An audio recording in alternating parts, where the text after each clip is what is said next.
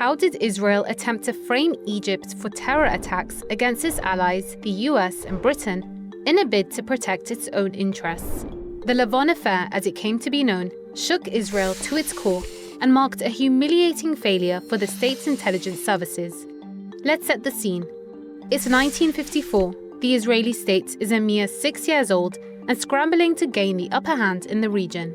Meanwhile, the US and Britain are playing the long game with Egypt.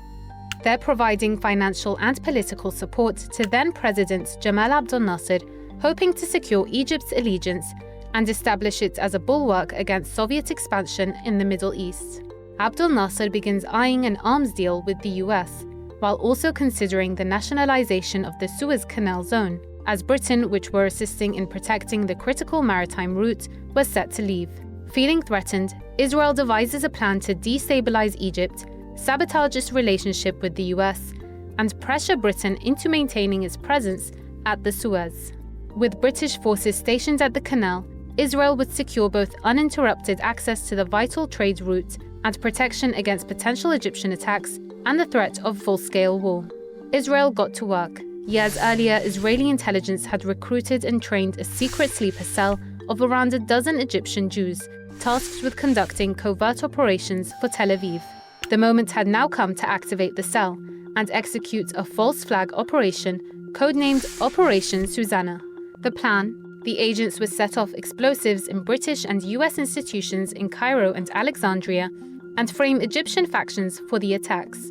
The goal, in the words of Binyamin Gibli, then the head of Israeli military intelligence, was to break the West's confidence in the existing regime. Under the direction of Israeli intelligence officer Avri Elad, the first bomb exploded on July 2, 1954, at the Alexandria post office. In the weeks that followed, bombs went off at US consulate libraries, 2 cinemas, a railway terminal, and the central post office in Cairo, but with no casualties. Then, the operation fell apart.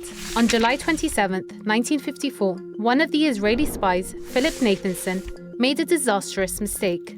As he approached a cinema in Alexandria with a bomb hidden in his pocket, the device detonated prematurely. The scheme had unraveled, and the spies were swiftly taken into custody. 2 were sentenced to hanging, another 2 killed themselves in prison, and the remaining 6 were handed lengthy prison sentences. What was unusual was a fire truck that was parked outside the cinema and watching Philip Nathanson. Had there been a tip-off? That theory gained traction when it emerged that Elad had betrayed the mission. He was found guilty by Israel and sentenced to 10 years in prison for illegal communication with Egyptian intelligence and selling classified documents. Israel denied any involvement in espionage, not wanting to jeopardize its relationship with the West, and ordered a media blackout on the matter. But within Israel's political sphere, chaos erupted as leaders searched for someone to blame for the reckless plan. Then Prime Minister Moshe Sharett alleged he had no knowledge of the operation. The blame was pinned on Defense Minister Pinhas Lavon, and he was forced to resign in 1955, though he maintained his innocence. The scandal saw the return of David Ben-Gurion, Israel's first PM, who assumed the role of Defense Minister. The scandal also played a significant role in escalating tensions that culminated in the 1956 Suez Crisis, when Israel, Britain, and France launched a coordinated military assault on Egypt after Abdel Nasser's nationalization of the Suez Canal. The Lavon Affair was more than a failed covert operation. It was a moment of reckoning for Israeli intelligence and for the rest of the world. It revealed the dangerous lengths to which Israel was willing to go to manipulate its allies and protect its own interests.